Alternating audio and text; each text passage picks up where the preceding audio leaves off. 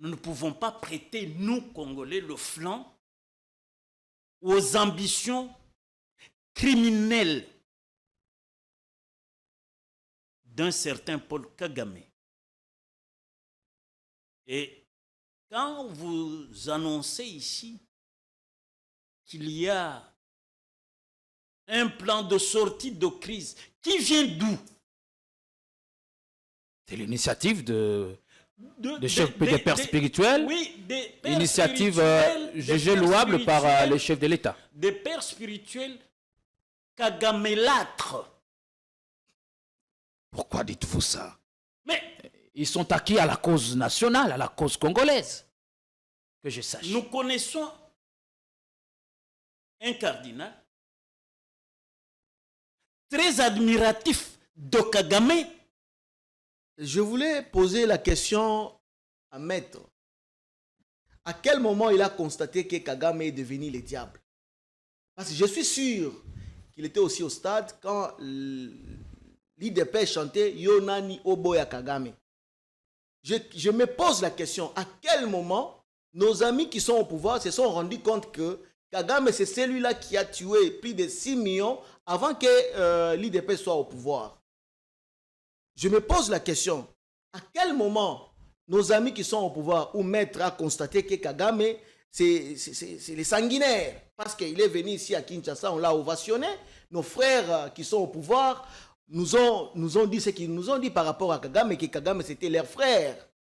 Alors, s'il y a un problème entre deux frères, et à quel moment ils se sont tiraillés, on se pose la question. Totikala Setseko Ndenali Puta na wax de Maman Moseka Netoko Maka légende na 3.5 4.5 to 5.5 $, signature Yalibela et Tikali inoubliable avec le wax de Maman Moseka.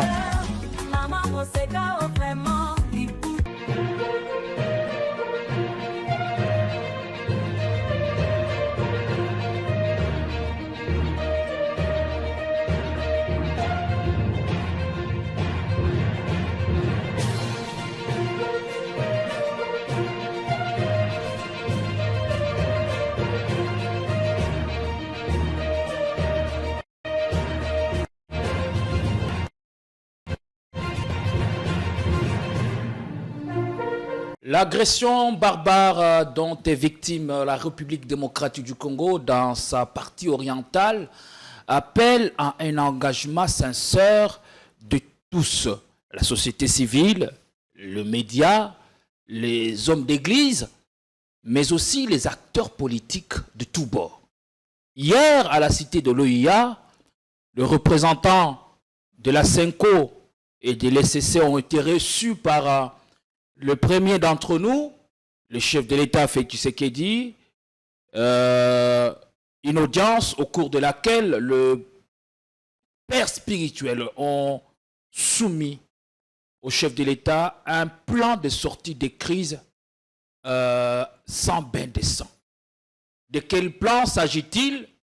On évoquera cela dans cette émission qui a l'insigne honneur de faire intervenir deux invités qui vont argumenter et en comprendre le contour dans quelques minutes.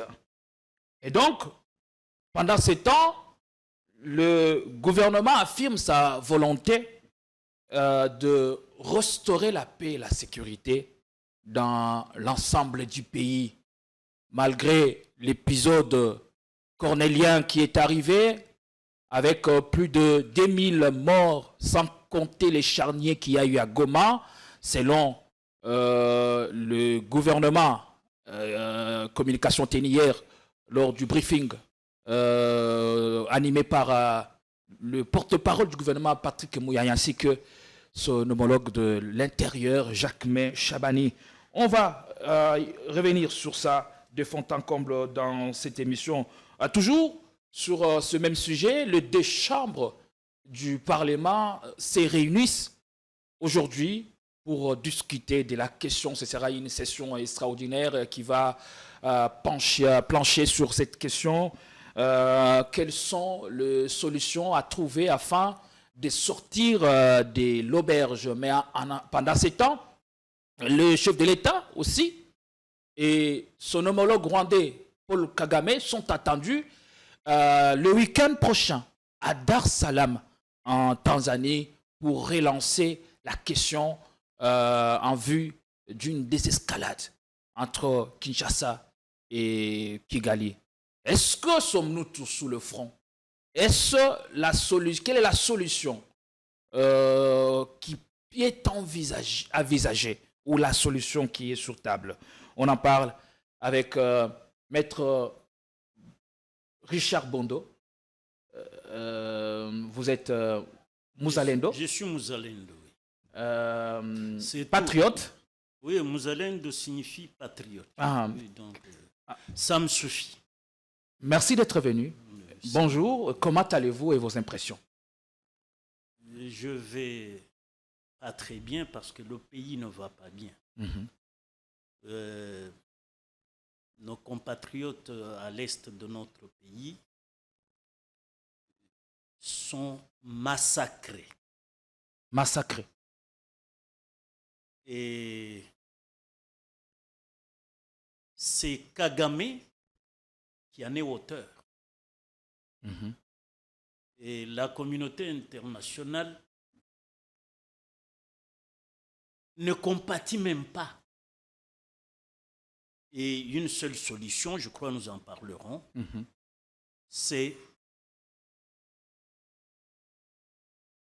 opérer sur le territoire rwandais. Dans quel objectif? Dans l'objectif de renverser le régime de Paul Kagame? Il est l'incarnation du mal. Il faut l'expurger. Et si nous l'expurgeons, nous aurons la paix dans la région des Grands Lacs. Est-ce que vous essayez de comprendre par moment le rêve de Paul Kagame en plein XXIe siècle? Le rêve, un rêve quand il est criminel, il est préjudiciable à l'humanité. Donc, nous ne pouvons pas prêter, nous, Congolais, le flanc aux ambitions criminelles d'un certain Paul Kagame. Et quand vous annoncez ici qu'il y a un plan de sortie de crise, qui vient d'où? C'est l'initiative des pères spirituels, oui, des pères initiative jugée louable par les chefs de l'État. Des pères spirituels kagamelâtres. Pourquoi dites-vous ça? Mais ils sont acquis à la cause nationale, à la cause congolaise. Que je sache. Nous connaissons un cardinal très admiratif de Kagame. Qu'est-ce qui vous fait dire ça? Oh. À maintes reprises, quand il parle du Rwanda, il vante Kagame, il l'encense. Il a même été lui rendre visite dernièrement, il y a à peine 2 mois, à Kigali. Un Kagamelâtre, tout fait. Il était dans sa mission de homme d'église, cardinal. Il est pour plusieurs pays, selon mes informations. Il n'est pas que cardinal pour la République du Congo. Comme par le passé, le chef de l'État y a entretenu d'excellentes relations avec Paul Kagame. Pourquoi vous empêchez que le Congolais et Rwandais se parlent? Ils sont frères et ils les resteront. Vous savez, les Saintes Écritures, au chapitre 8 des Actes des Apôtres, l'apôtre Pierre et l'apôtre Jean rendent visite en Samarie. Ils imposent les mains. Et les gens, les Samaritains, reçoivent le Saint-Esprit. Un certain Simon vient demander à Pierre s'il pouvait aussi, contre son argent, lui imposer les mains pour qu'il le reçoive, pour que lui continue à imposer les mains et que les gens reçoivent le Saint-Esprit. La réponse était non. Pierre lui a dit quoi? Reste que ton argent périsse avec toi. Merci beaucoup, maître Richard Et, Bondo. et on va à Kigali, où on est apôtre, comme Pierre. On ne dit pas à Gagamé, maudit soit ton argent d'Ossan. Merci. On le vérifiera. Le temps pour moi de présenter en face de vous Christian Amissi. Vous êtes au cadre d'ensemble, coordonnateur de IVC, unité des valeurs congolaises. Vous venez tout droit de Lualaba, à Kolwezi. Comment vous portez la ville Kinshasa? Est-ce qu'elle vous plaît? Est-ce que tout va bien depuis que vous êtes ici? Merci beaucoup de m'avoir accordé la parole. J'apprécie votre studio. Je salue mon co-débatteur. Et je pense que la ville de Kinshasa, quand je suis venu ici à Kinshasa il y a de cela, je veux dire 3 ans ou 4 ans, j'ai vu une ville qui était en voie d'évolution. Mais quand je suis venu, je vis une dégradation totale de la ville de Kinshasa. Justifié par quoi? Oui, j'ai constaté par-ci, par-là, il y a une dégradation totale. Donc, je ne peux pas entrer dans les détails pour éviter que les gens puissent dire que je suis un opposant qui n'apprécie pas le bienfait des pouvoirs. Mais malheureusement, ce que je constate, c'est une réalité. Toute personne qui viendra à Kinshasa et qui était ici il y a de cela 7 ans, il va se rendre compte qu'il y a une dégradation totale. Donc, ce qui veut dire la vie à Kinshasa ou la vie partout ailleurs au Congo a tellement changé. Donc, notre vie a tellement dégradé. Il y a une dégradation totale du social congolais. Donc c'est très difficile. Suivant ces constats glaciaux, qu'est-ce qu'il faut faire pour imposer les changements et changer les choses que nous sommes en train de déplorer? C'est à ceux qui sont en train de gérer, de donner des solutions. Donc, on ne peut pas prendre le pouvoir sans avoir les issues, les sorties pour voir comment est-ce que le pays va se développer. Quand ils ont pris le pouvoir par la manière dont tous nous savons et qu'aujourd'hui, ils ne savent pas comment faire évoluer le Congo, c'est très décevant de la part de ceux qui nous gouvernent. Donc, ceux qui nous gouvernent aujourd'hui savent, ils connaissent ce qu'ils doivent faire. Parce que moi, je ne peux pas être là parce qu'ils ont déjà fait 6 ans au pouvoir. Donc, ils doivent connaître les issues de sortie au lieu de faire ce qu'ils sont en train de faire aujourd'hui. Voilà un peu dans. Mais la situation date depuis plus d'une décennie. Non, ce n'est pas une situation Écoutez, à laquelle on assiste pour la première fois. Je vais vous dire une chose. Aujourd'hui, les transports est à combien? Et si on compare de cela il y a 7 ans ou 6 ans, les transports étaient à combien? Mais la société est en pleine évolution. Non. Il ne faut pas dire ça. Donc, normalement, on devrait baisser les prix. Mais ce que nous constatons, c'est la hausse des prix. Donc, moi, je pense que le gouvernement si on a fait changer Kabila, c'est pour que celui qui viendra puisse être celui-là qui apportera l'espoir au peuple congolais. Et tous on était contents, quelles que soient les circonstances des leaders au pouvoir, tous on était contents de voir le fils d'Isfens et Etienne Tshisekedi mettre en pratique le peuple d'abord. Mais ce que nous constatons ici, c'est le ventre d'abord, le peuple après. Donc tout ce que nous sommes en train de voir, c'est le contraire du combat d'Etienne Tshisekedi. La privation de liberté, l'arrestation des opposants, sans raison. On nous prive même TikTok, on nous prive même X. Donc, vous sortez du sujet. Bon.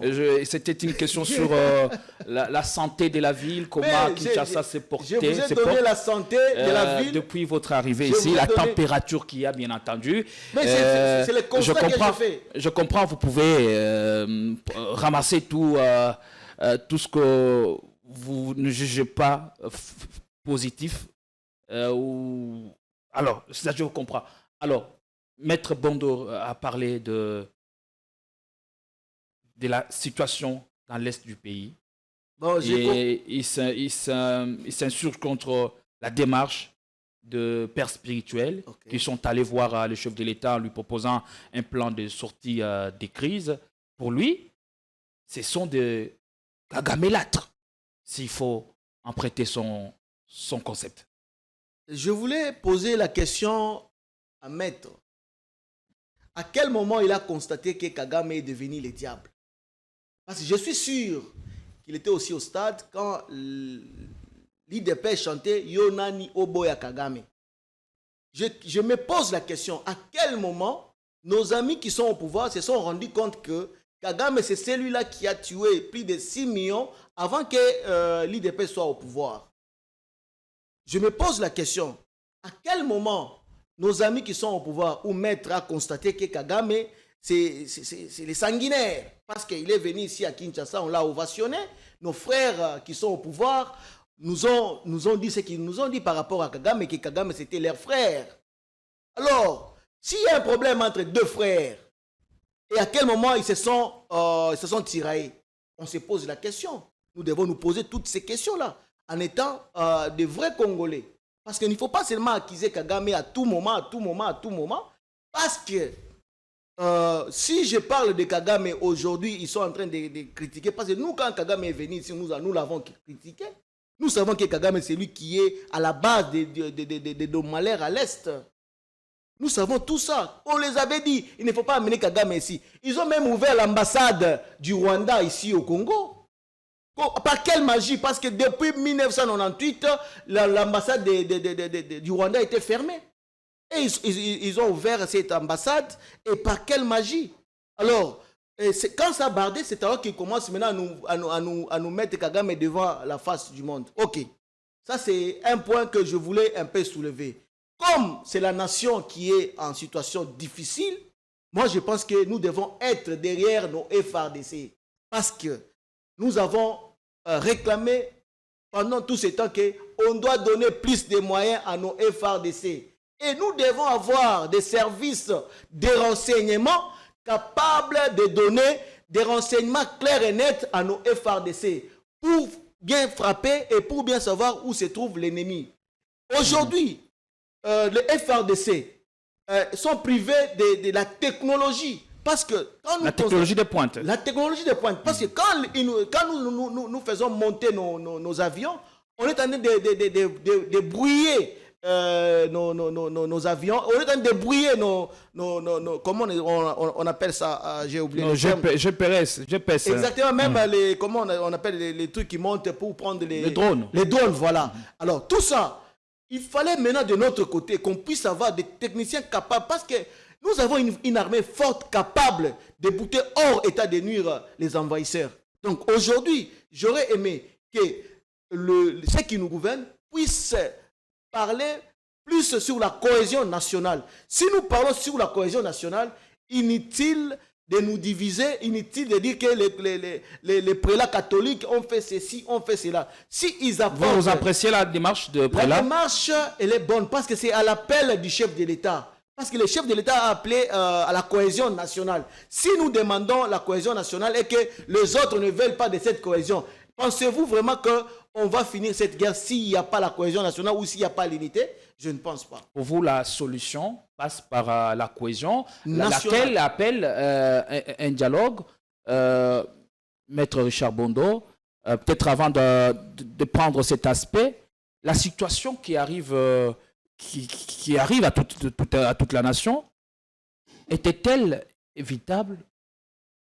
Ou, si je formuler ma question autrement, est-ce que cette situation n'était-elle pas imprévisible?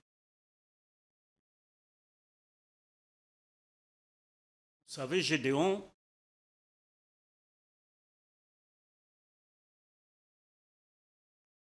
lorsque le pays est agressé, ce qui arrive là ne peut pas nous être une surprise. C'est que c'était prévisible. Qu'avons-nous fait pour Maintenant, éviter ce qui est arrivé? Ce qu'il faut, c'est que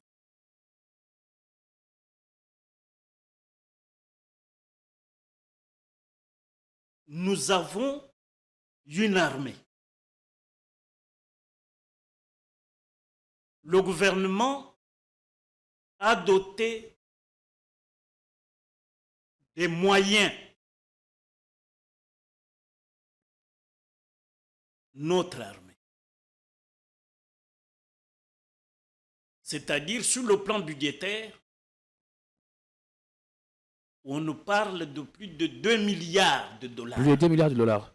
On est passé de 500, 800 millions à plus de 2 milliards. Est-ce que ces moyens ont-ils été utilisés à bon escient? Voilà la question.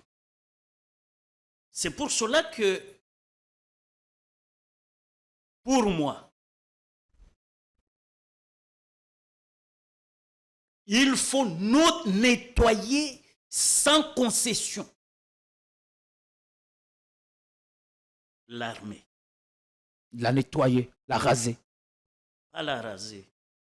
C'est-à-dire l'émonder de tous les officiers hédonistes qui veulent vivre maintenant,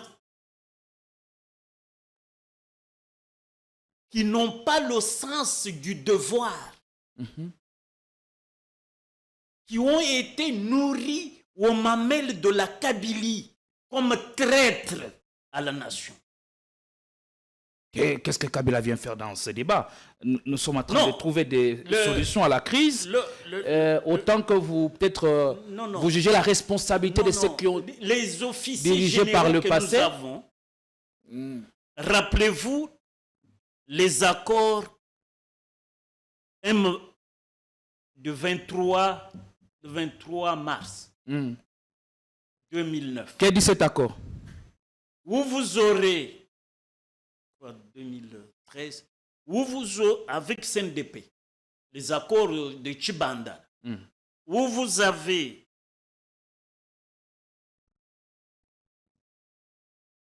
les services de sécurité rwandais qui ont la liberté d'opérer sur notre territoire.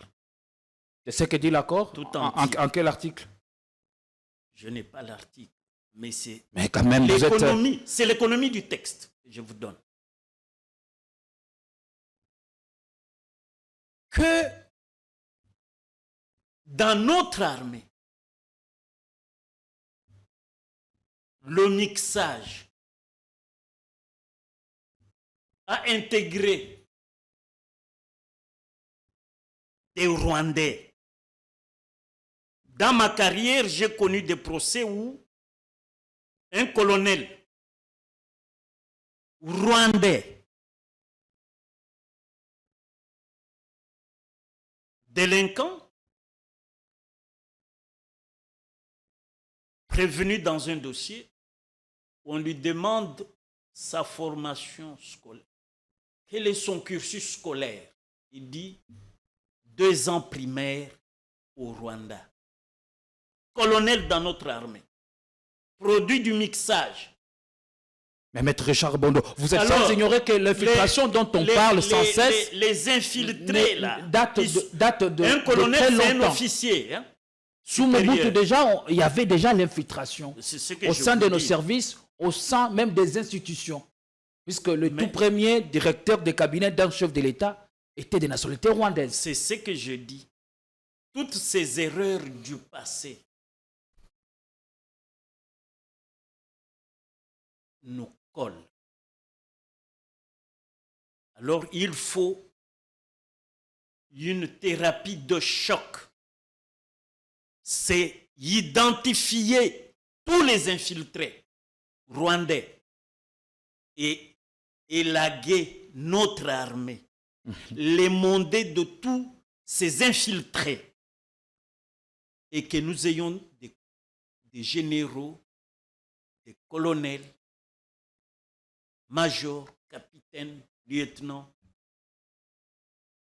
conscients de leur engagement. Du destin du Congo. En 6 ans, n'ont pas été suffisants pour faire une cure de rajeunissement et de jouvence au sein de l'armée. Pendant 6 ans, écoutez, on n'a pas su trouver la solution magique à ces problèmes. Gédéon, je crois que vous avez suivi, vous êtes journaliste, vous êtes bien informé. On dit au chef de l'État qu'on a recruté 40 000.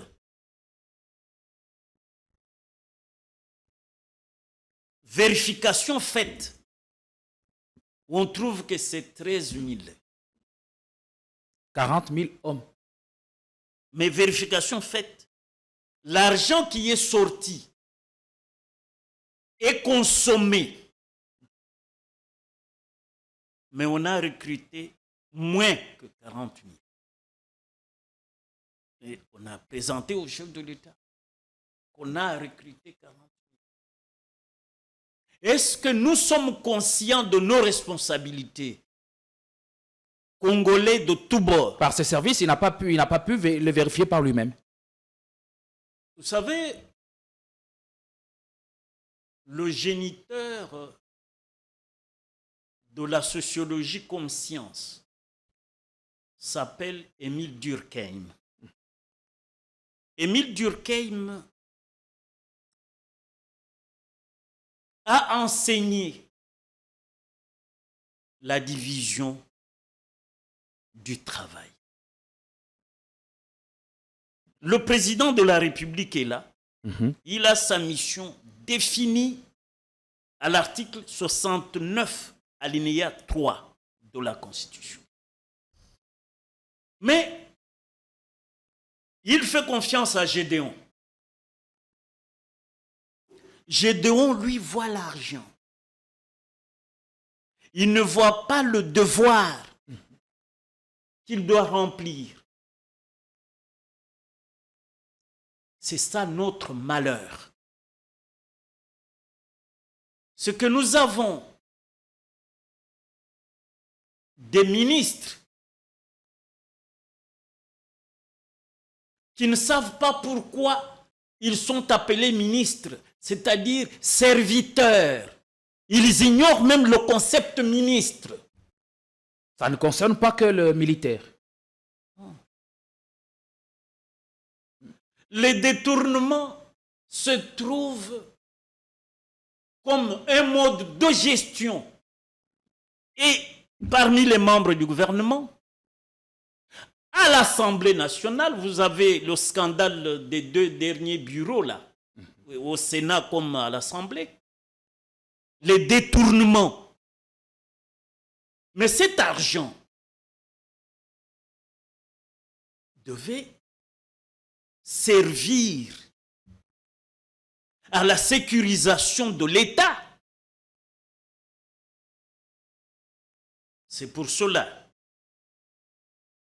que la réduction du train de vie des institutions, là, le président en a parlé il n'y a pas une semaine.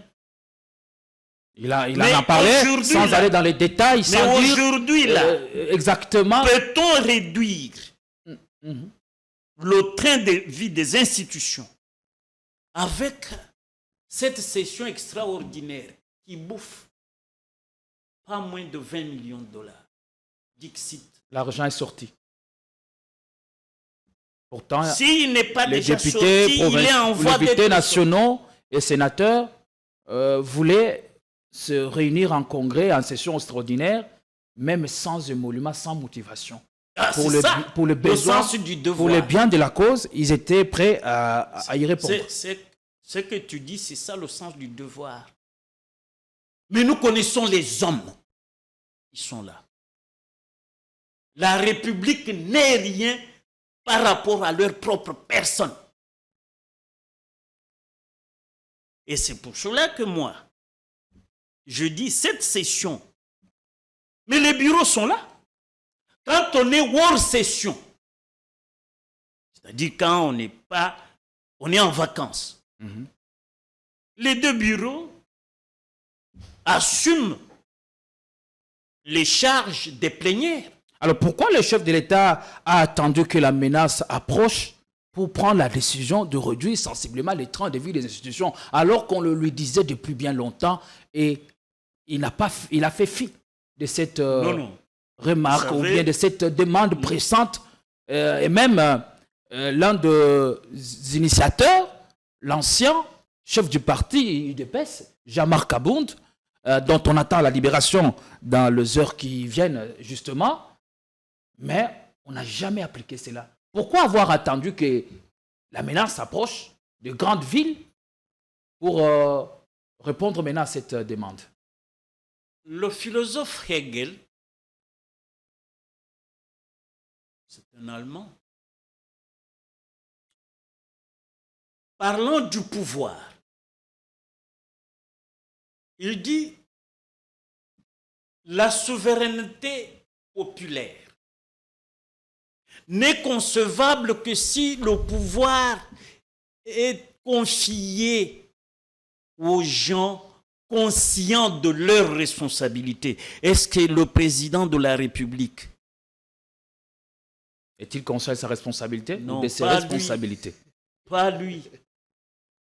Lui est conscient de ses responsabilités. Comment il doit faire l'exception? Oui, dans la division du travail, il dit, je suis président, il faut des ministres. Il faut des généraux, de commandants de ceci, de cela.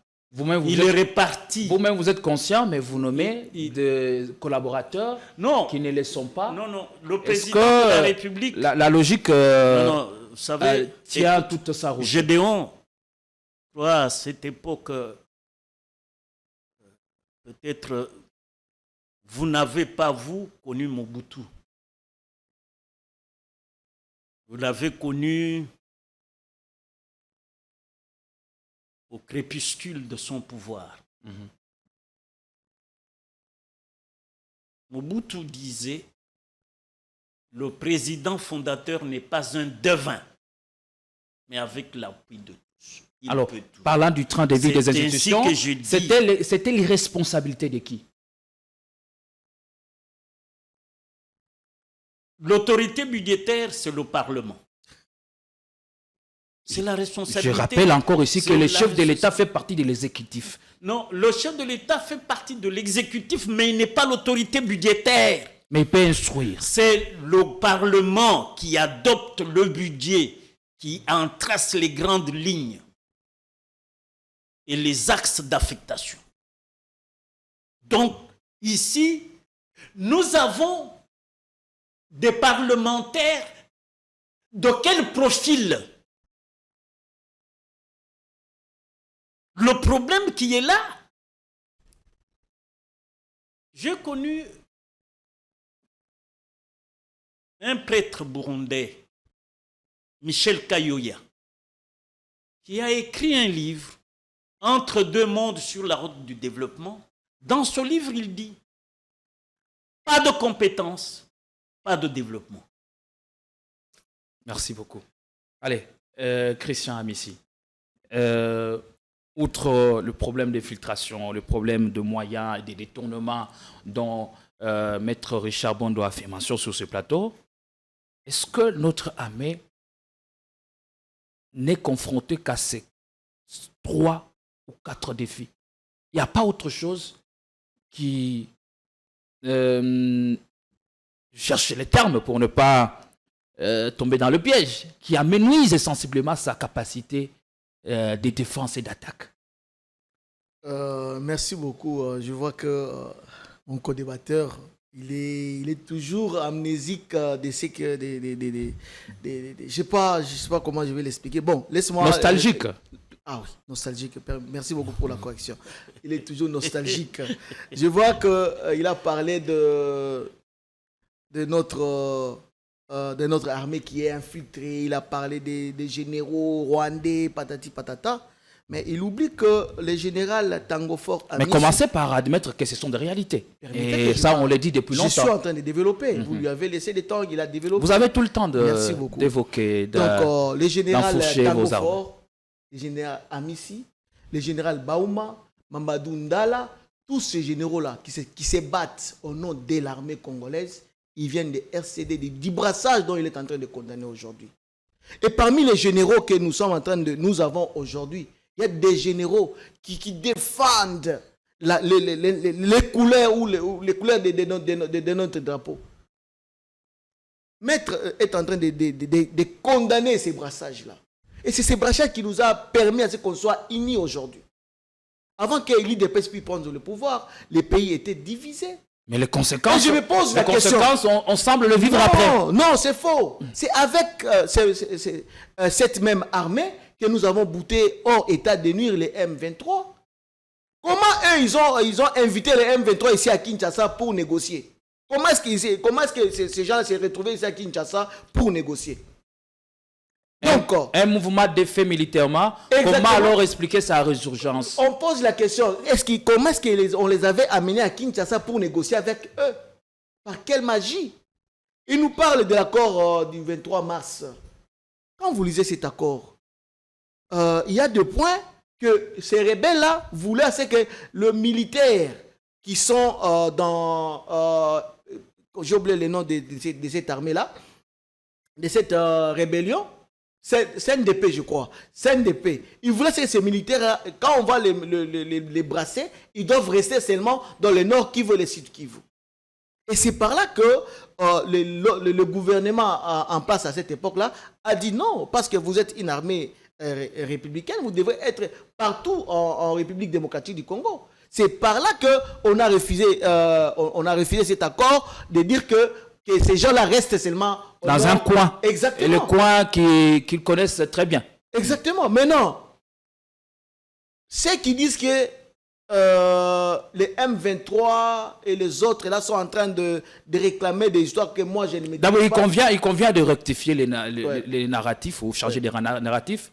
Cela nous a été demandé par le VPM de l'intérieur, en charge de l'intérieur, Maître Jacques Chabani, lors du briefing d'hier, il convient de ne plus les appeler rebelles. Ce sont des agresseurs. C'est des gens qui viennent occuper nos territoires et chasser les populations qui les ont trouvées. Merci beaucoup au VPM, parce que moi depuis toujours, j'ai eu des confusions, parce que tantôt, les mêmes gens qui nous gouvernent, les appellent agresseurs, en même temps, ils les appellent une rébellion. C'était une confusion dans ma tête. Alors, comme on vient de nous éclaircir par ceux qui nous gouvernent, j'appuie.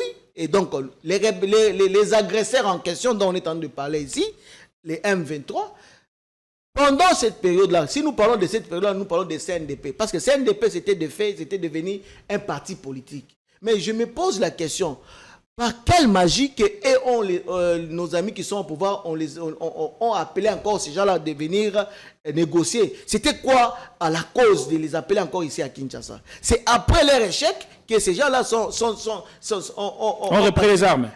Exactement, ils ont pris Bunagana. Bon, ils ont pris Bunagana. Qu'est-ce que nous faisons pendant les 6 ans pour dénicher les agresseurs?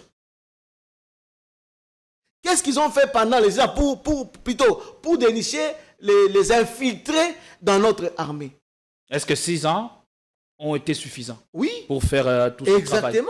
C'est beaucoup. Dans 6 ans, on peut former des services spéciaux pour dénicher qui est infiltré, qui n'est pas infiltré. Mais le problème avec nos services de renseignement, ils se renseignent uniquement seulement à ce qui concerne les politiciens. Si vous parlez à mal de ce pouvoir, on vous arrête. Par contre, on devrait avoir des services de renseignement capables d'avoir des informations et de dénicher qui est dans l'armée, est en train de prendre l'information donnée à l'ennemi. On doit travailler sur ça.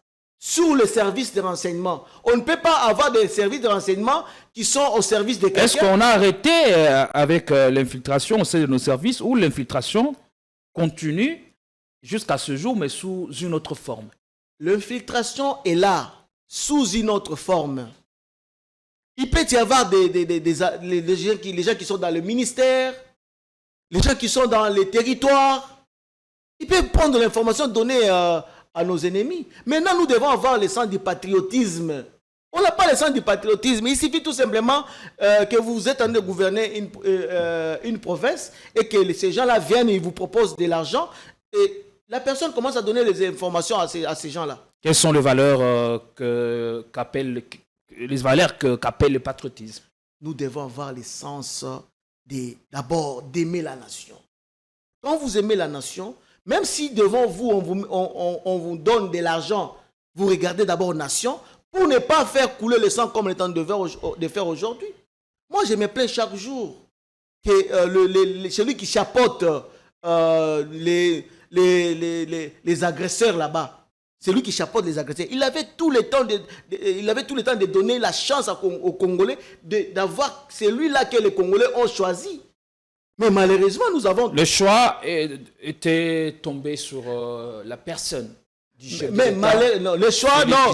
Par rapport... Je m'en tiens aux résultats publiés par la CENI et confirmés par la Cour constitutionnelle. En étant... Alors, venir dire que ce qu'il a publié il y a 5 ans, ça c'est prendre le Congolais pour des idiots.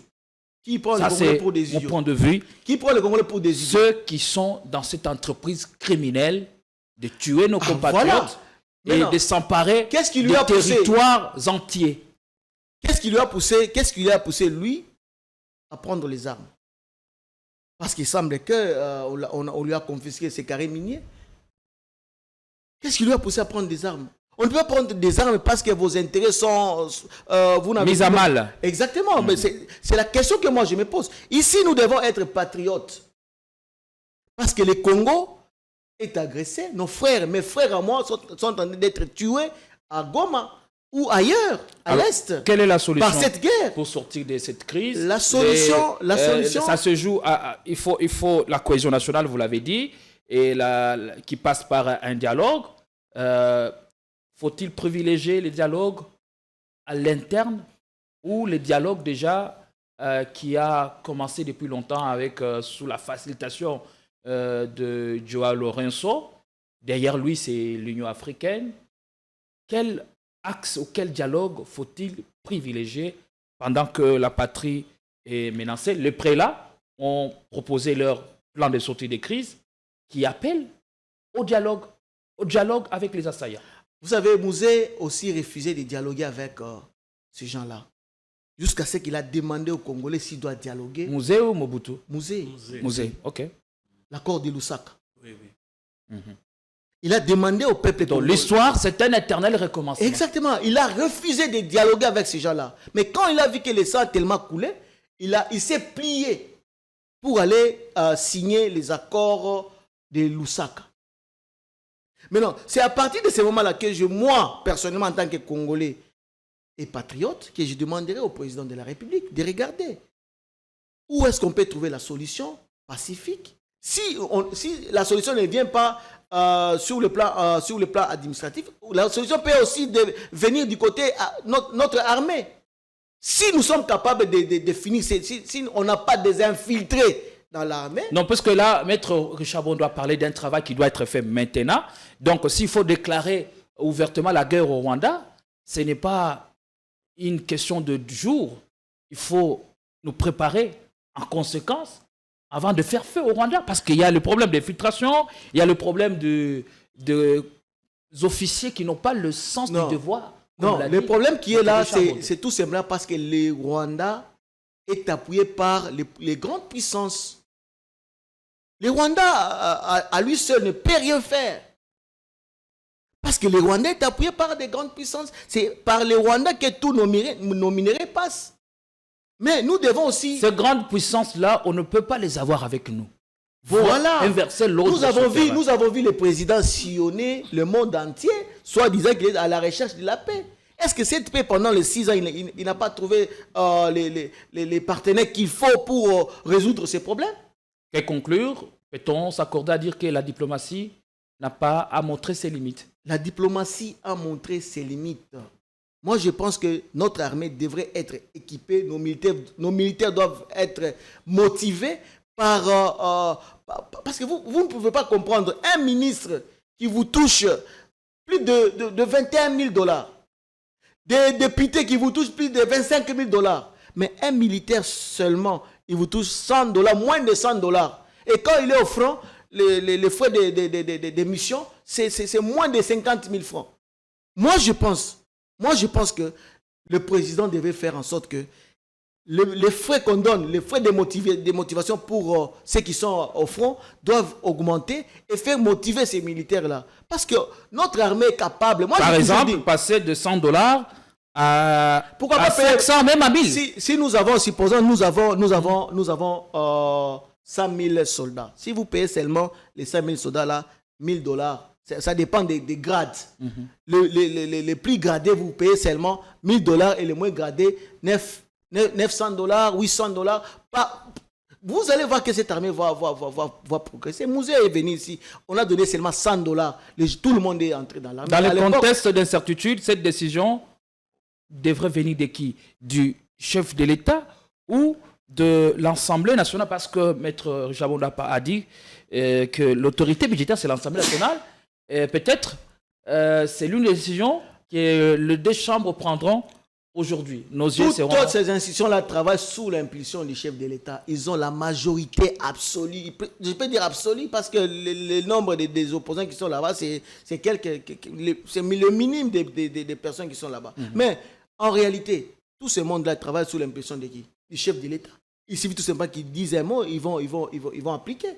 Voilà. Donc moi, je pense qu'on ne peut pas chercher à gauche et à droite. Le chef de l'État a la solution. Il est capable. Il ne faut pas qu'il puisse écouter les gens qui sont tout autour de lui. Ces gens-là étaient avec Kabila.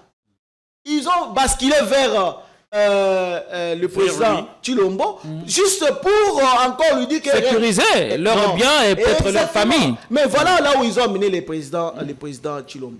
Ils n'étaient pas avec lui tout ce temps. Quand il s'est battu pendant son opposition, ils étaient en train de les maltraiter.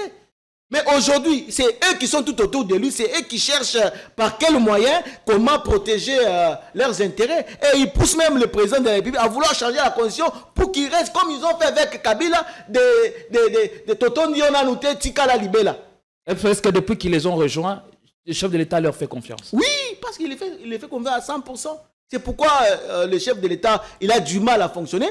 Et même quand il signe des accords dans leur union sacrée, si le président dit un mot, ils vont se fâcher et vous allez voir que la majorité va changer. C'est pourquoi vous voyez le chef de l'État, il n'a pas de même mise sur ce qui se passe tout autour de l'Assemblée et les ministres. Il y a des ministres qui ne fonctionnent presque pas. Ils sont là juste, ils sont là en tant que ministres, mais le reste, si vous regardez leur travail en fond, il n'y a rien. Moi, je pense que nous, Congolais, en tant que patriotes, nous devons faire voir à ceux qui nous gouvernent qu'on ne peut pas être derrière tout le temps avec des gens qui n'ont pas des visions ou d'idéologie. Parce que quand vous regardez les combats de l'IDPS, avec ce qui se passe actuellement, c'est le jour et la nuit.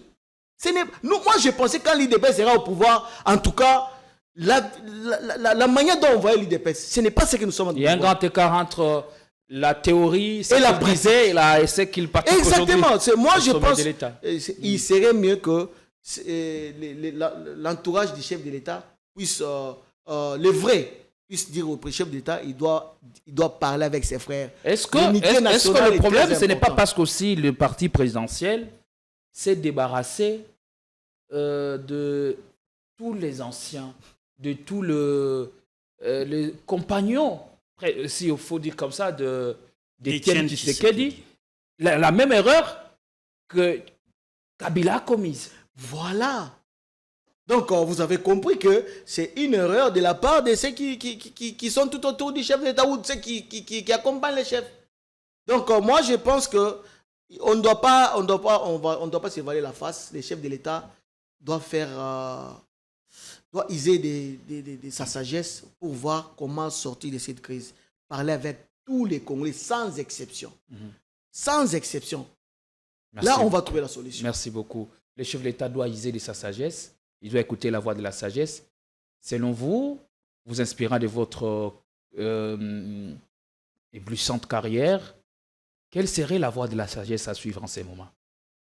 Je crois qu'Amissi n'a pas tort. Pourquoi? Parce que nous sommes aujourd'hui là, en cet instant, sous un état d'exception. C'est-à-dire? C'est-à-dire, nous ne sommes pas dans un état normal. Nous sommes en pleine crise. Il faut le reconnaître. Et le chef de l'État, lui, en vertu de l'article 69, il est le symbole de la nation. C'est autour de lui. Et de l'intégrité territoriale. C'est ce que je dis. Complétez cela. C'est important. Le garant de l'unité nationale, l'intégrité territoriale, de notre souveraineté.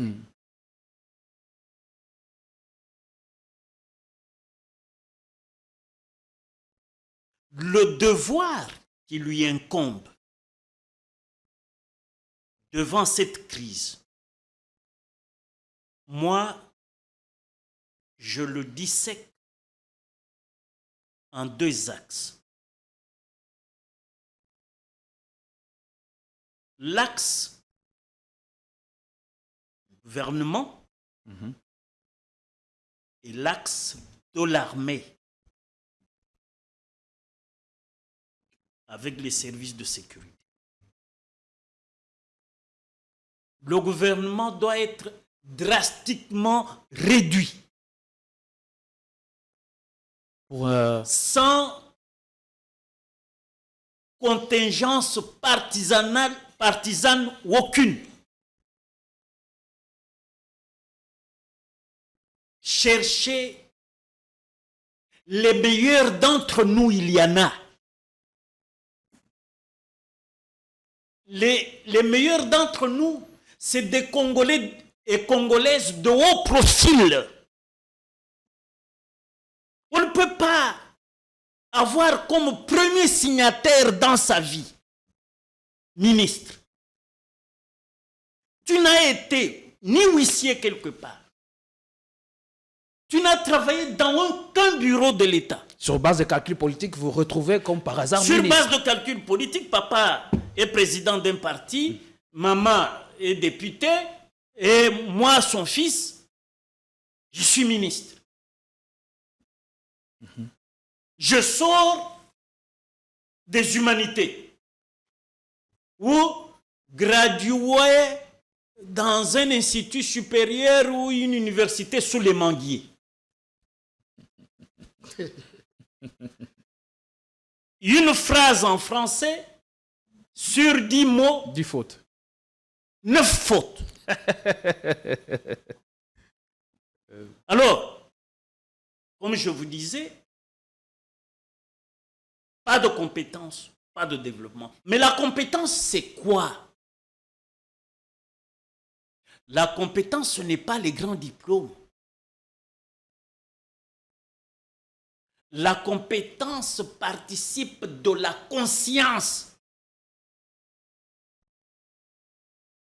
Avoir le sens élevé du devoir patriotique. Mais Maître Richard, tout ce que vous dites là appelle, ou c'est un appel à la responsabilité du chef de l'État.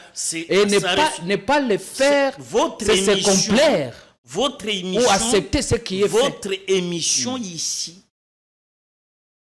je crois que vous m'avez fait venir, même avec mon frère Amissi, pour que nous nous adressions à lui singulièrement. Il n'a plus de temps à perdre. Lui doit faire ce que Mao a appelé dans le petit livre rouge, monter du haut de son cheval pour voir ce qui se passe dans le jardin. Et le jardin, c'est dans quel état se trouve ce beau pays. Mais qui nous ont amenés là pour avoir un état faible, qu'un minuscule état dirigé également par un quelconque monsieur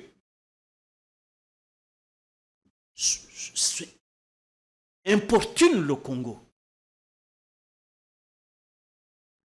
Il faut se débarrasser immédiatement. Il est copresto. Ici et maintenant. Ici et maintenant. Se débarrasser de tous les généraux obligés de suspicion, de détournement.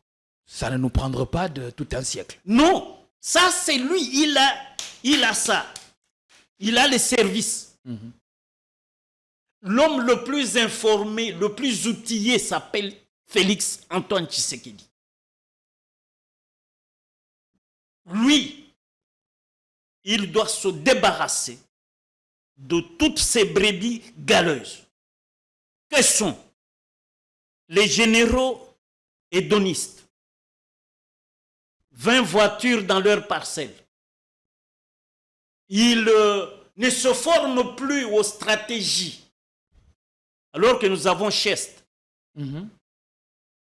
Et la contribution de Chest en ce moment, où sont tous ces officiers ou tous ces oui, mais il étudiants? faut... Non, le c'est problème, le temps de sortir le et problème mettre leur expérience pour savoir la contribution.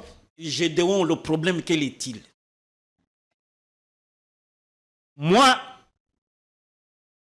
je suis conseiller, mais médiocre, du président de la République.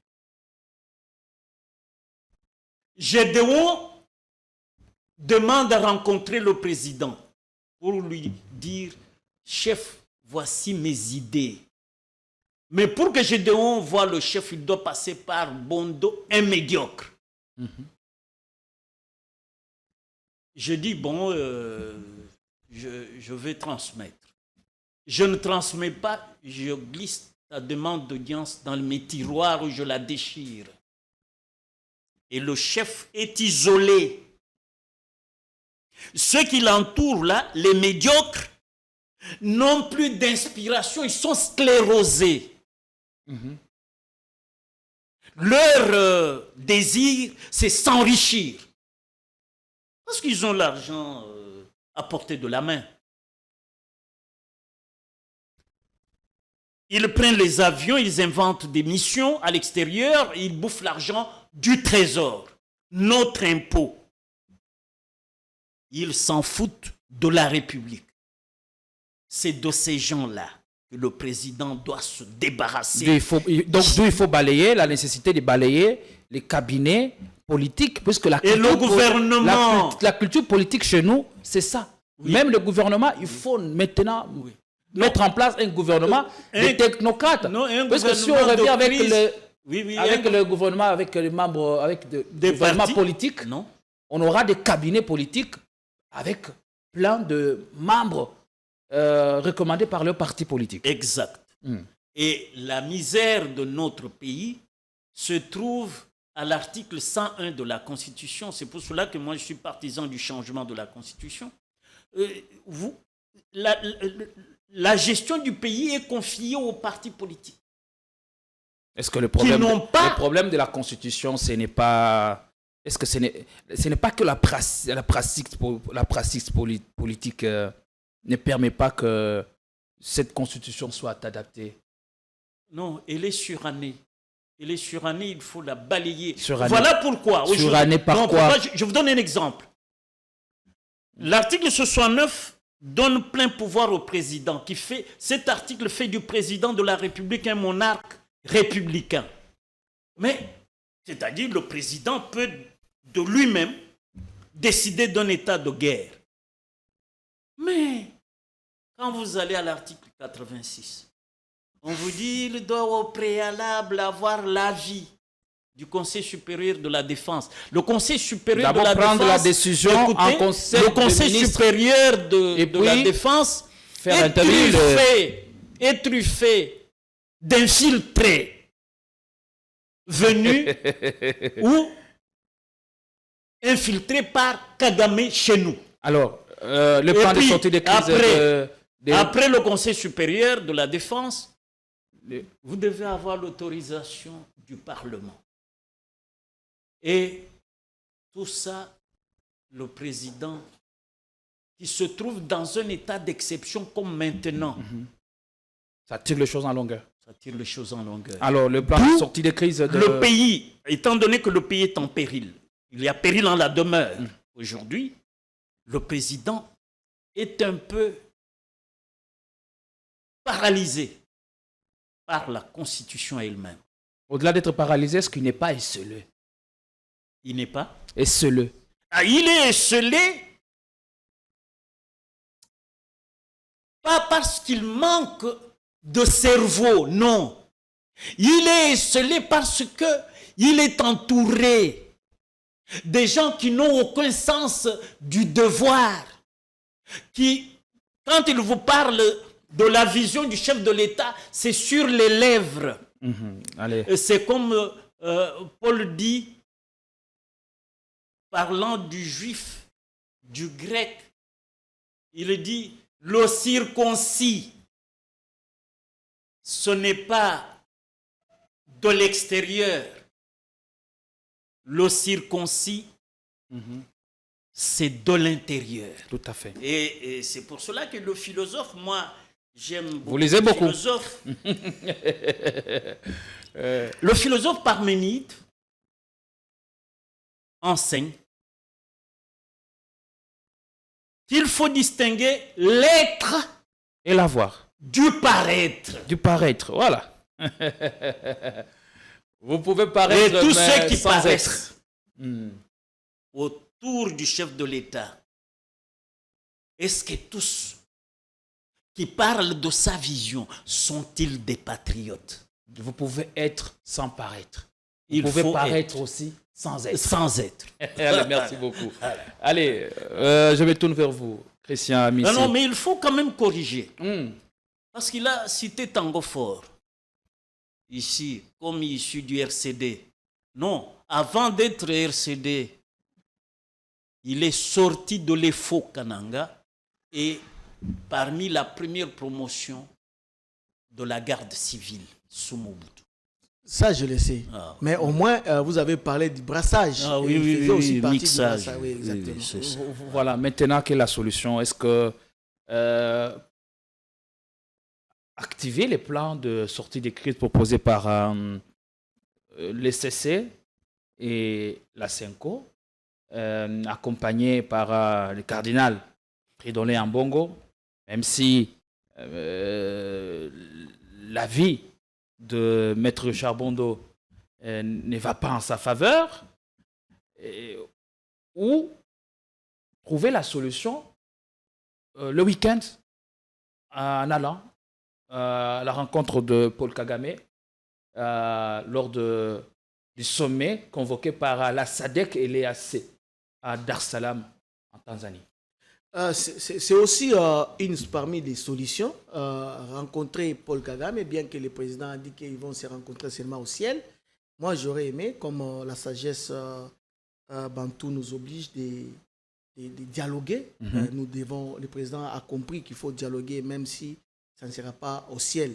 Donc, moi, je pense que le président, dès qu'il va rencontrer Paul Kagame, il ne faut pas que Paul Kagame nous induise en erreur comme on a fait au Rwanda. Quel discours devrait-il avoir? Normalement, s'il y a des Congolais, parce que parmi les gens qui sont dans cette fameuse M23, il y a aussi des Congolais et des Rwandais qui sont là-bas. Alors, moi, je pense qu'il faut distinguer qui est Congolais pour maintenant prendre qui doit entrer dans l'armée. On doit savoir s'il y a, c'est parmi les conditions de Paul Kagame, on doit refuser qu'il y ait brassage. On doit savoir qui était d'abord dans l'armée et il était où, qui sont ses parents. Tout ça, on doit chercher à savoir. Maintenant, autre chose, parce que Paul Kagame, lui... Est-ce que Kagame y répondra? Le Parce que père et mère lors de la de dernière Tchad. réunion Exactement. tripartite à Luanda, Kagame a brillé par son absence. Et moi, je vois cette absence comme une stratégie de faire retarder la question sur le plan diplomatique pour continuer à faire ce qu'il fait dans l'Est du pays. Est-ce que cette fois-ci, il va y répondre? Il avait donné ses raisons. Tu ne peux pas être juge et parti. Parce que l'armée angolaise est dans la SARDC, quelque chose comme ça. SADC, voilà. Maintenant, quand vous allez en Angola, celui qui combat les M23, il y a aussi une armée angolaise qui fait partie de ces contingents-là. Quelque part, je trouve que pour des solutions Donc Kagame n'a pas foi à ce processus. Il n'avait pas foi à ce processus. S'il y a un neutre qui sera là, comme on a parlé de la Tanzanie, parce que la Tanzanie, il semble que la Tanzanie aussi est impliquée à l'Est aussi. Bon, moi je ne pense pas qu'en tout cas, si on doit vraiment parler de cette rencontre avec le président Chilombo et M. Kagame, moi je pense que le président doit être ferme, dire à Kagame, le problème du Congo ne concerne que le Congolais. Si ces gens-là, parce que nous avons plus de 400 ethnies au Congo, mais si ces gens-là disent qu'ils sont Congolais, ils doivent réclamer au Congo et non les Rwandais qui doivent commencer à parler à leur place. Parce que chaque fois, c'est le Rwandais qui parle à leur place. Moi, j'ai suivi les sorties de M. Paul Kagame. J'ai constaté qu'il parle toujours en faveur de ceux qui sont en train de Tutsis congolais, quelque chose comme ça. Donc, si on entre dans ce débat-là, Kagame doit se tenir de ses propos et plutôt doit penser Rwanda et non penser Congo. Parce qu'à chaque fois, quand il passe, il parle que de ces conflits-là au Congo. C'est comme qu'il dirait, il y a des gens, il y a des ethnies qu'on veut il est obsédé par ce qui se passe. Alors à l'interne, faudra-t-il appliquer le même plan ou le même schéma? Le même plan, exactement. Il ne faut pas que les chefs d'État soient induits en erreur par son entourage. Il doit parler avec ses frères. La personne qui a tellement... Parler avec qui et autour de quoi? Non, on doit parler... Il y a les acteurs politiques que nous connaissons dans notre pays. Qui par exemple? Et pourquoi il parlerait avec eux? Quelles sont leurs revendications à ces moments? Non. Est-ce que sont-ils concernés d'une manière ou d'une autre par cette crise? À l'heure actuelle, en vrai, si on entre dans les détails, vous allez vous rendre compte que les causes de nos problèmes, c'est toujours la légitimité. C'est toujours les causes de nos problèmes, majoritairement. Là, pour l'instant, ce n'est pas les cahiers des charges du M23. Bon, les cahiers des charges du M23, c'est quoi alors? Leurs motivations sont toujours... Et aussi, ils doivent nous donner leur cahier des charges pour qu'on voie qu'est-ce qu'il y a aujourd'hui. Qu'est-ce qu'ils veulent au juste. Parce qu'à chaque fois quand on entend leur sortie, c'est comme qu'ils diraient, ils défendent l'ethnie, leur ethnie. Parce que si mon ethnie à moi veut prendre aussi les armes, ça sera comment? Si les 400 tribus qui existent au Congo prennent les armes, ça sera comment? Donc tout le monde voudra être chez lui avec les armes et se protéger. Donc les gens qui sont en train de nous gouverner, de vouloir prendre les pouvoirs par les armes et leurs revendications, ils doivent le faire à la nation. C'est le peuple congolais qui doivent décider. Il y a des chefs de terre, il y a des chefs de village. Ils doivent parler et ramener les problèmes au sommet de l'État. Donc moi je pense qu'on doit éviter les histoires de dire que nous sommes divisés par telle ethnie et marginalisée. Mon ethnie à moi est minoritaire aussi. Mais pourquoi c'est moi je ne revendique pas? Pourquoi c'est nous ne prenons pas les armes? Donc il faut éviter des histoires. Il faut aussi un cadre de concertation à l'interne. En interne, nous devons tous dire parler. Des vérités en face. Exactement. Si tel régime, vous avez failli dans ça, à ça, c'est le temps de résoudre ces problèmes-là. Moi, je ne sais pas, je n'ai pas plus de précisions pour les revendications de nos amis des M23 parce que jusque-là, moi, je ne sais pas qu'est-ce qu'ils revendiquent. Merci beaucoup. Oui, je crois. Maître Richard Bondo, on est vers déjà la fin. On n'a que 3 minutes pour mettre fin à l'émission. Oui. Alors, la menace est réelle. Que faut-il faire exactement? Est-ce que Kinshasa aussi, qu'est-ce que Kinshasa est à l'abri? Parlons-en un peu parce que nous sommes dans la capitale. Vous avez vu le mouvement qui a eu la semaine passée. La menace était toujours sur la ville. Et les assurances du VPM de l'intérieur ont fait que les Congolais les populations quinoises sortent aujourd'hui pour vaquer librement à leurs occupations. Mais on parle d'infiltrer aussi à Kinshasa. Oui.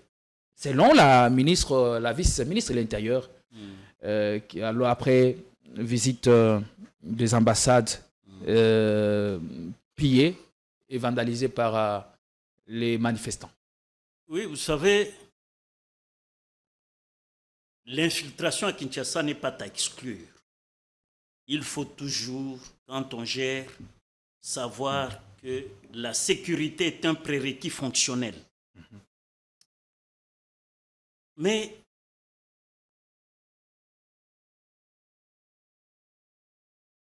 comme l'académicien Jean d'Ormesson l'enseigne dans son livre, c'est une chose... Vous dormez avec des livres sur votre lit? C'est une chose étrange que le monde. Dans ce livre, il dit, l'histoire sert de béquille à la mémoire pour lui permettre d'aller et revenir. Ok. Moi, je ne suis pas très chaud que le président fasse à Arusha le 7. Arusha ou la Tanzanie, en général, nous a laissé un très mauvais souvenir. Que craignez-vous? Le président Habyarimana négociait avec Kagame à Arusha, en Tanzanie. Quand il prend son avion avec son homologue burundais à l'atterrissage à Kigali, c'est le génocide qui a déclenché. Le génocide est déclenché.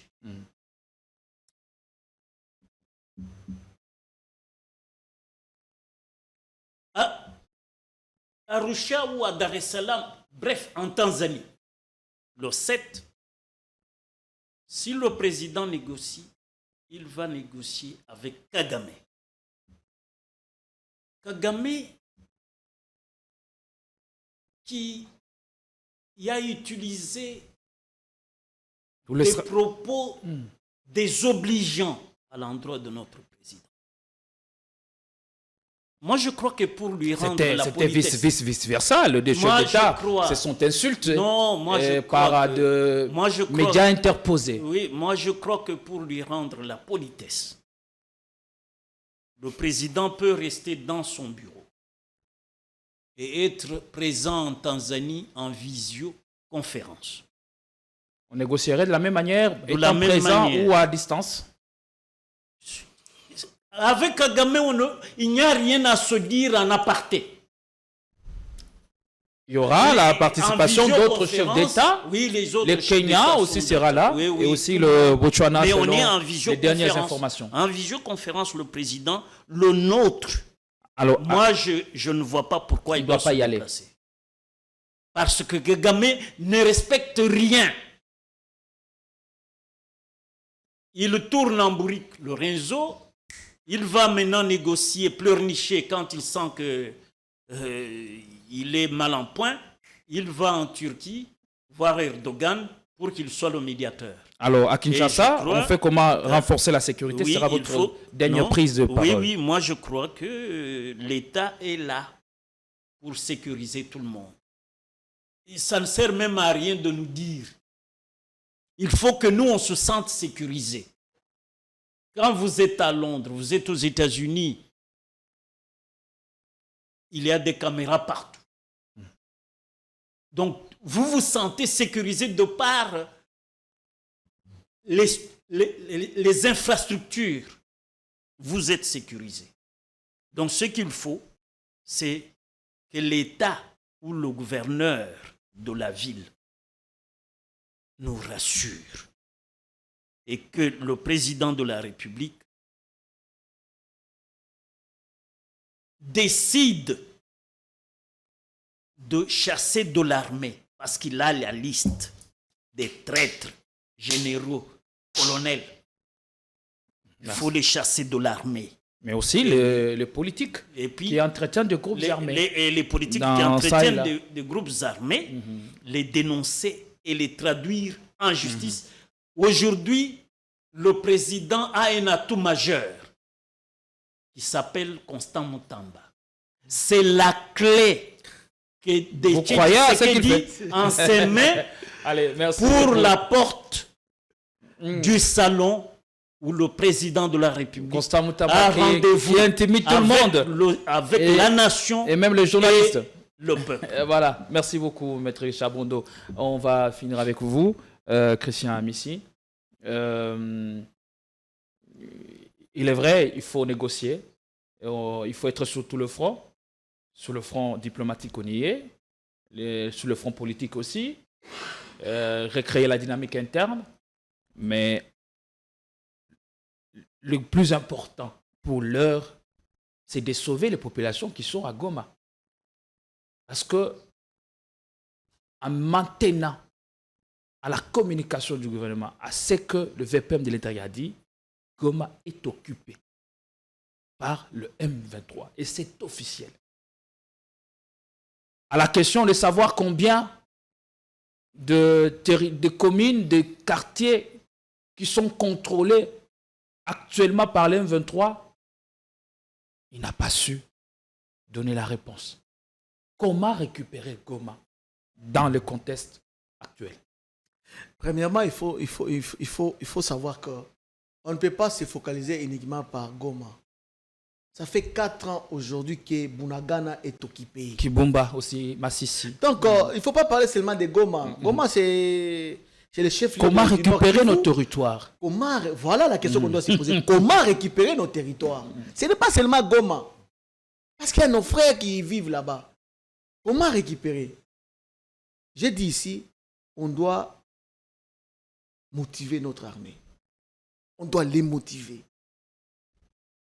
On doit les motiver. J'avais vu une vidéo d'un voyant soldat au front en train de demander les renforts. Vous savez, nos voyants soldats qui étaient à Goma, ils attendaient que les renforts. Ils se sont battus.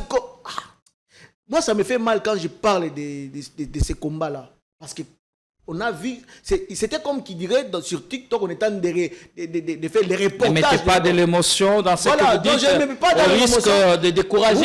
Vous voyez nos le voyants soldat qui militaires. est derrière vous, hein? Les Congolais qui sont derrière vous, les soldats la photo qui est derrière vous, ces Nous soldats défendons la patrie. Ici. ils sont en train de se battre. Mais l'État, nous, doit faire en sorte que vous voyez les conditions dans lesquelles sont les ministres, les députés et les autres. On doit mettre dans les mêmes conditions nos militaires. Les ministres détourneurs. Voilà. Merci. S'ils sont dans de bonnes conditions, cette guerre-là va finir. Nous allons nous focaliser essentiellement sur ce qui se passe dans la province du Lualaba, précisément à Kolwezi. Depuis quelques mois, on parle de cette province qui est devenue presque l'Eldorado du Congo. Qu'en est-il exactement? Est-ce que la façon dont on présente Lualaba, c'est réellement ce qui se vit là-bas? On en parle dans un instant avec Christian Amissi qui nous vient du Lualaba, de la province minière. Alors, ma première question, on parle du Lualaba. Permettez-nous un peu de comprendre ou de faire, de cerner la question. Pour vous, est-ce que le Lualaba représente un modèle en termes de gouvernance? Merci pour cette question qui est très pertinente. D'abord, je dois être clair. Les gens doivent connaître d'abord c'est quoi les lois là-bas. D'abord, au départ, la ville de Kolwezi, c'est les poumons économiques de la République démocratique du Congo depuis l'époque du Zaïre. Ça, il faut le savoir. Alors, si nous parlons aujourd'hui de la province du Lualaba, nous voyons les démembrements du Grand Katanga. Et Mouye, j'ai venu avec Mme Fifi Massouk en tant que commissaire et ainsi de suite. Et il y a eu ce qu'il y a eu après. Parce que cette province-là, il fallait que cette province soit aux mains du pouvoir en place. au maître de ceux qui sont au pouvoir, au maître de l'IDPS. Et c'est par là que Mme Fifi Masuka avait basculé dans l'union sacrée pour maintenant devenir gouverneur après les élections de 2023. Mais au moins, après, on avait suspendu Mouyej, soi-disant qu'il avait détourné de l'argent, par-ci, par-là. Mais c'est Mme Fifi Masuka qui avait pris l'intérim. Alors qu'on n'avait pas fait les élections. Elle a fait l'intérim pendant 3 ans. Alors, en violation de notre constitution. Ça, c'est le premier fait. Maintenant, en regardant la ville de Kolwezi, oui, on peut dire que la ville de Kolwezi s'est développée rapidement parce qu'il y a plusieurs entreprises minières. Il y a plusieurs groupes qui existent au monde. Il y a par exemple Glencore, il y a par exemple Ivanhoe Mine. Il y a plusieurs groupes. Alors, dans ces contextes-là, il y a plusieurs personnalités qui viennent régulièrement, des gens qui quittent d'autres horizons pour venir à Kolwezi. Et au niveau de la ville de Kolwezi, nous avons constaté que réellement, on est en train d'arranger des avenues. Et on a construit l'Assemblée provinciale. On est en train d'arranger, d'ailleurs, de construire, comment on appelle ça, l'hangar de l'aéroport pour les départs et les arrivées. On est en train de construire. Ça, c'était dans le plan de Mouyej. Mais Mme Fifi Masuka a fait la continuité de ça. Mais nous devons l'encourager pour la volonté qu'elle a de faire ces choses-là dans la ville de Kolwezi. Mais la question se pose où? La question se pose, est-ce que la ville de Kolwezi, c'est ça la province d'Ilualaba? Si vous allez à Dilolo, à Sandoa, à Muchacha, à Kapanga, à Lubudi, Kisenge Manganese, vous n'allez pas voir ce qui s'est fait à Kolwezi. Madame Fifi Masuka n'est pas gouverneur de la ville. Sa politique ne se limite qu'à Kolwezi. Qu'à Kolwezi. J'encourage, récemment, elle a construit une école tout près de l'entreprise Kamoa. Elle a construit une école, nous apprécions une école moderne. Mais cela n'est pas suffisant par rapport aux moyens que nous avons dans la province d'Ilualaba. Avec la redevance minière, les territoires communes même devraient rapidement se développer. Exactement. Mais regardez maintenant, les territoires dont je viens de vous parler, il n'y a rien qui s'est fait. Même quand on dit que nous sommes en train de construire ceci, cela. Donc pendant 9 ans, vous dites que vous êtes en train de construire des petites écoles ou des histoires ou des ponts. Il faut construire que les gens de Dilolo, Sandoa, Muchacha sentent que réellement il y a un développement qui s'est fait au niveau de toute la province. Et où va cet argent que génère la redevance minière? La plupart des entreprises sont à Kolwezi et ce sont des communes qui bénéficient plus de cette redevance minière. Ils construisent des routes, mais des routes de quelle qualité? Nous parlons chaque jour, c'est des routes de quelle qualité? Vous asphaltez aujourd'hui, 3 mois après, il y a des nids de poules qui sont là. Donc moi je pense que ceux qui viennent à Kolwezi, ils doivent maintenant sonder. Regardez, est-ce que la ville de Kolwezi, c'est soit l'aéroport, l'Assemblée provinciale, ou le pont, les tunnels qu'on nous a fait vers l'aéroport pour dire que c'est l'échangeur? Parce que l'échangeur, on ne peut pas parler de l'échangeur de cette manière. Quand on a commencé à critiquer les tunnels qui nous a conçus au niveau de l'aéroport, c'est alors qu'elle a commencé à vouloir faire l'échangeur au niveau de Mwangeji. Mwangeji, c'est lorsque vous venez de Lubumbashi, il y a un endroit, le rond-point, où vous pouvez aller vers d'autres endroits. Donc, je pense que le travail fait par Mme Fifi Masuka ne peut pas se limiter seulement dans la ville de Kolwezi. Nous encourageons ce qu'elle est en train de faire, mais ce qu'elle fait ne peut pas rester seulement dans la ville de Kolwezi pendant 9 ans. Ça, c'est l'autre son de cloche de l'opposition en rapport avec ce qui se passe au Lualaba. Qu'est-ce qui entretient cet état de choses au Lualaba? Est-ce que ce n'est pas parce que le Lualaba est devenu le champ de bataille des politiques?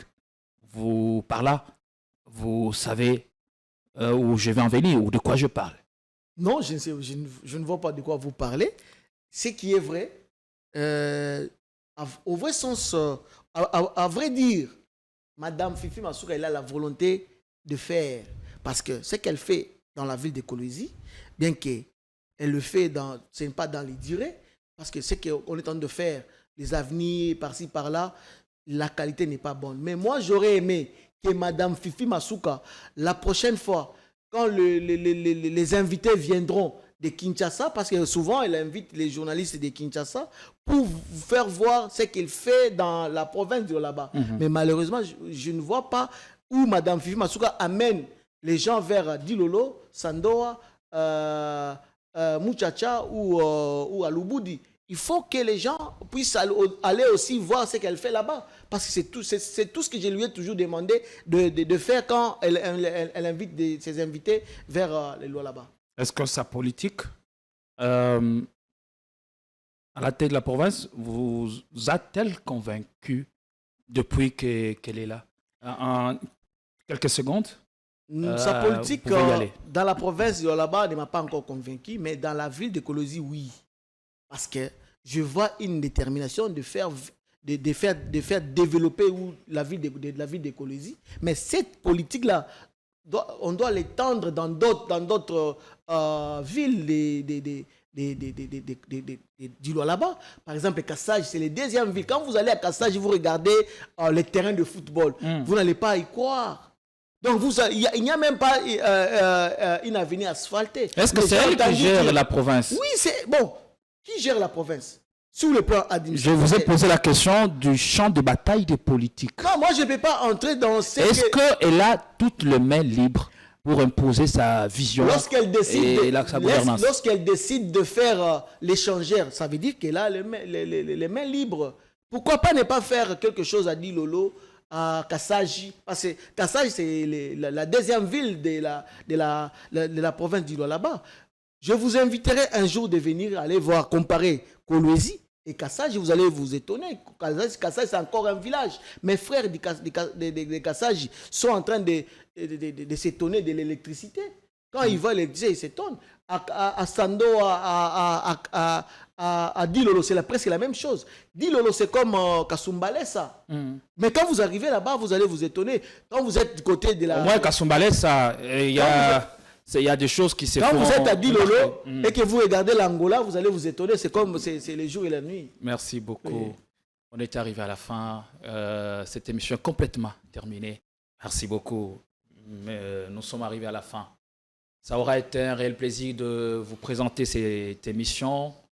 Le bonheur, c'est lorsqu'on apprend ou on marche selon le chemin tracé par Dieu, en essayant de grandir jour après jour.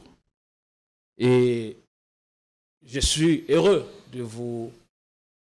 d'avoir animé ces programmes en ce jour de naissance de votre honneur qui souffle sur une énième bougie.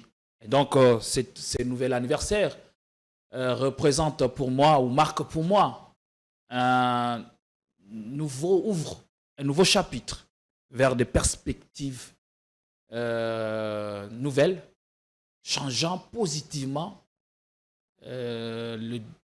l'environnement, flamboyant, la société. Merci beaucoup. Merci d'être venu. Merci pour ces débats républicains. Merci de votre temps aussi, Maître Richard Bondo. Je pense que ce n'est pas la première fois. Merci aussi à Christian Amissi qui a décidé d'être ici. Il vient depuis Kolwezi. On vous retrouve avec le même plaisir.